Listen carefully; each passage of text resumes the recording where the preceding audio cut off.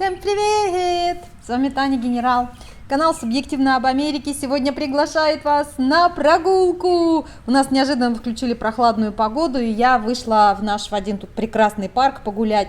Говорить мы сегодня будем с вами о том, зачем уезжают они в эти другие страны, зачем покидают родину, и почему потом у них все не складывается, и о чем важно знать и помнить, чтобы ваша адаптация была успешной, и вам не пришлось мыкаться, мыть туалеты, жить под забором и все такое прочее. Сегодня мы бродим с вами в очень красивом месте. И да, я знаю, сейчас опять все скажут, где люди, почему никого нет. Я сама не понимаю, почему сюда никто не ходит. Этот парк, практически его «Лебединая песня», очень скоро на его месте будет совершенно другие вещи. И осталось здесь нам гулять совсем недолго. Я воспользовалась возможностью, сюда с вами пришла. Это гольф-клуб. Ему 50 лет, там дальше вы увидите здание непосредственно гольф-клуба, и я немножко расскажу, что же случилось и почему все так произошло. Тем, кто досмотрит это видео до конца, будет большой сюрприз. Дерево желаний. Если вам срочно нужно исполнить какое-нибудь желание, то вы, конечно же, можете просто пройти в конец видео и уже загадать свое желание. Ну а самые терпеливые, пойдемте погулять. Гольф-клуб традиционно занимает очень большие пространства, здесь очень много леса, очень много травы, как вы понимаете, потому что для гольфа нужна трава. Что же с ними случилось, со всей этой красивой, внятной, структурированной инфраструктурой? У них закончился 50-летний срок аренды. Да-да-да, вот эти все строения и все, что вы здесь видите, оно с 72 года, 71-го, мои ровесники. У них заканчивался срок аренды, и каунти, графство, кому принадлежит земля, решили этот срок не продлевать, потому что весь район, где расположен гольф-клуб, он очень удобен для создания специальных, как это называется, retention pond. То есть выкопают огромные котлованы, куда будет уходить вода во время наводнений, сильных дождей, которые у нас тут случаются все чаще и чаще. То есть решили пожертвовать вот такой красотой, решили пожертвовать клубом для развлечения местных жителей, решили пожертвовать огромным количеством зеленых насаждений для того, чтобы обеспечить жителям района безопасность от наводнений. Ну, такой спорный вопрос, на эту тему ломались копья, очень много было демонстраций, споров и пререканий, но на самом деле предоставили достаточно красивый проект. Этот котлован, естественно, он будет облагорожен, вокруг него точно так же будут посажены деревья, я надеюсь, что-то из имеющихся деревьев все-таки сохранят.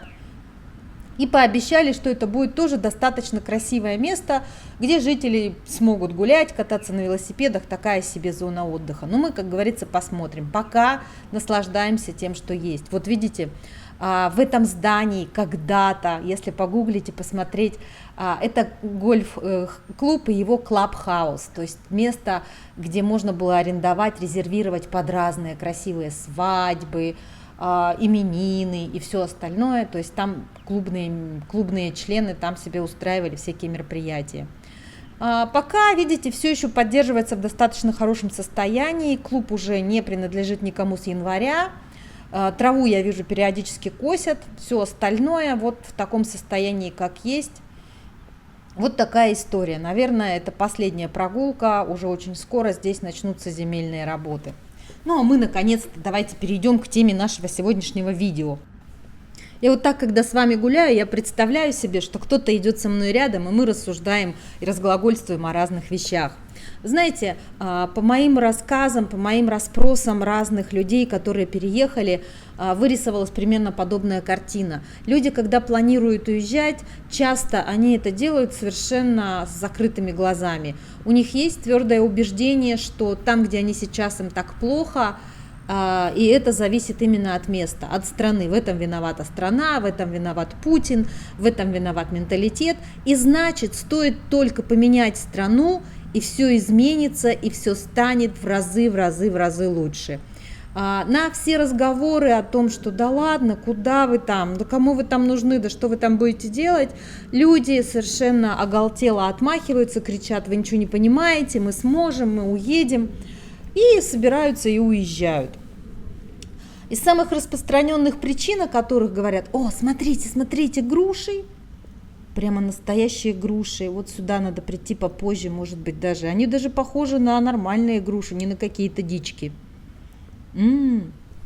Из самых распространенных причин, по которым люди уезжают, указывают, конечно же, политическую систему, что недостаточно свободы. Указывают очень многие то, что недостаточно уровень жизни был. Некоторые люди говорят о том, что им хочется лучшего будущего для детей. Есть вера в то, что здесь лучшее образование. Есть уверенность в том, что здесь лучшая медицина. Но очень много вещей оказываются по факту... Нет, я не хочу говорить сейчас, что они оказываются неправдой, но все равно очень важно, собираясь переезжать, держать глаза и уши открытыми и четко знать и не испытывать иллюзий, куда вы едете, что вас там ждет, что вы там будете делать. Потому что по приезде подобные люди, которые уезжали... Ой, вот там вот лебеди, что ли? Нет, не лебеди. По приезду такие люди, которые уезжали, просто махнув на все рукой и закрыв глаза, нет, ну это вот что-то вообще такое-то, вы посмотрите. Эти люди, которые уезжали, закрыв глаза, они потом приезжают сюда и обнаруживают, что они вообще ничего не имели, никакого представления о реальности, о том, как все здесь устроено на самом деле.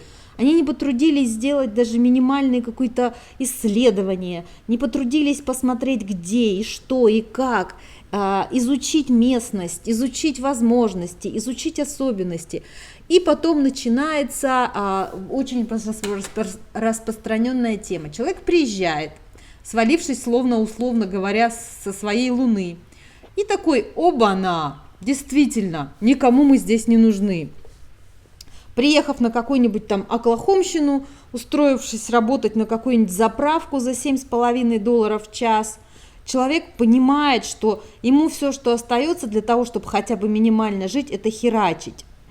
Смотрите, та самая хваленая трава для гольфа, на поле для гольфа, которая всегда, особенно с самолета, выглядит как зеленый ковер. Красивая, ровная. Ну, здесь видно, что тоже ее уже не так за ней следят, но все равно. Ну вот, и приезжает наш человек на свою Оклахомщину, работает за $7,5 в час, и это вы понимаете, вообще деньги не годящие. И он начинает ныть, он понимает, что он дурак, медленно загоняет себя в могилу, но это о березках, но это об упущенных возможностях. И очевидно, что это вот такие люди, которые не вписались в иммиграцию. Другой вариант, это крайне редко, но такое случается, и я, честно говоря, лично я снимаю шляпу перед такими людьми. Это люди, которые приехали и трезво взглянув на ситуацию, поработав на той же самой заправке в какой-нибудь Оклахоме, попав в ситуации с огромными счетами за медицинскую страховку, попав в ситуации, когда их языковой барьер реально мешает им нормально жить, обнаружив, что не хотят они вливаться. Вот, посмотрите, какая красота. Вот этот мох, я его однажды в сторис в Инстаграме обозвала паразитом, на самом деле он нормальный. И люди эти обнаруживают, что не хотят они вливаться, не хотят они общаться с местными, с русскоговорящими не получается, потому что тут каждый себе на уме. Короче, все не идет, все не складывается, и эти люди находят в себе смелость оставить все и вернуться назад. Я лично перед такими людьми снимаю шляпу, к сожалению, лично ни с одним не знакома, но слышала, что такое бывает. Наконец, еще парочка вариантов развития событий, когда человек приезжает, обнаруживает, что ничего он не представлял, как на самом деле все будет в реальности, но обратной дороги нет. Как говорили мои знакомые, в Америку вы зачем приехали? Чтобы жить абы как? Нет, вот и старайтесь.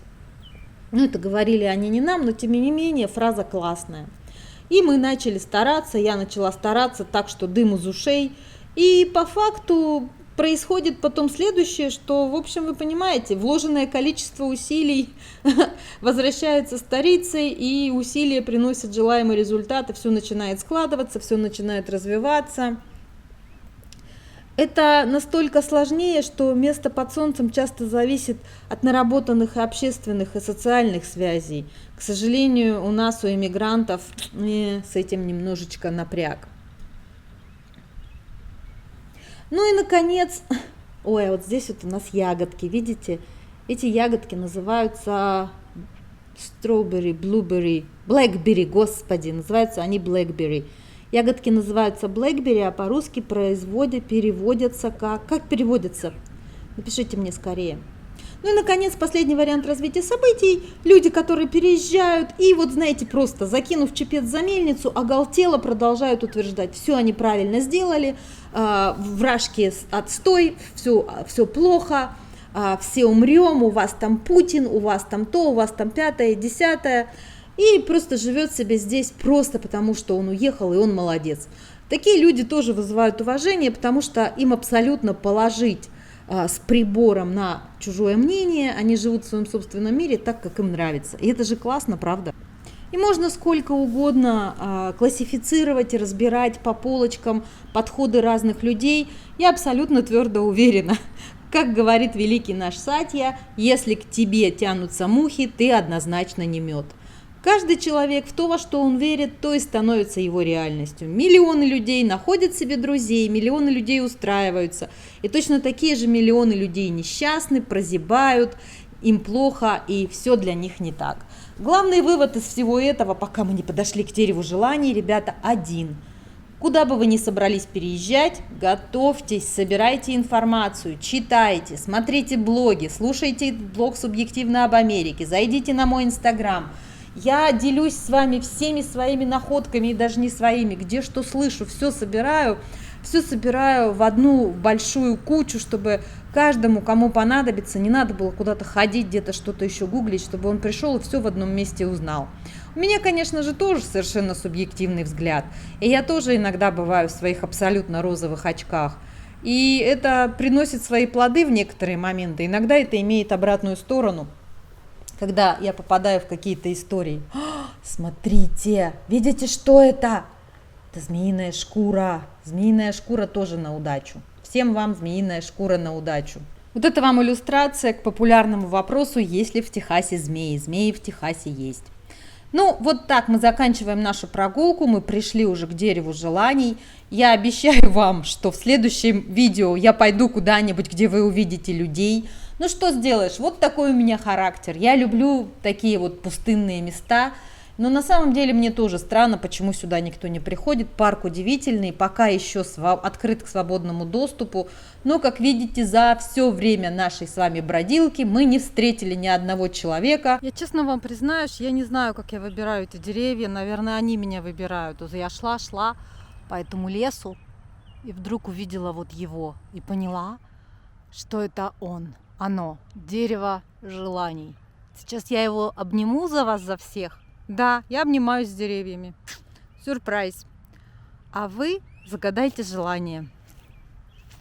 Загадывайте все, что хотите. Можно все. Вы знаете, стоит только подумать, и у вас обязательно все получится. Вот прямо сейчас. Ну, само собой, лайк под этим видео нужно поставить. Но это не обязательно. Ваше желание сбудется в любом случае, потому что я потрогала за вас это дерево. Заканчивая эту бродилку, хочу поблагодарить вас за приятную компанию. И мне интересно ваше мнение, если бы вы собрались уезжать, если вы собираетесь уезжать, какие у вас есть причины, что вы знаете о месте, куда вы собираетесь. А если вы твердо убеждены, что чужая сторона есть чужая сторона, то почему вы бы никогда не переехали? Вот, пожалуй, и все. Спасибо вам за компанию. Люблю вас всех, обнимаю. Пока-пока.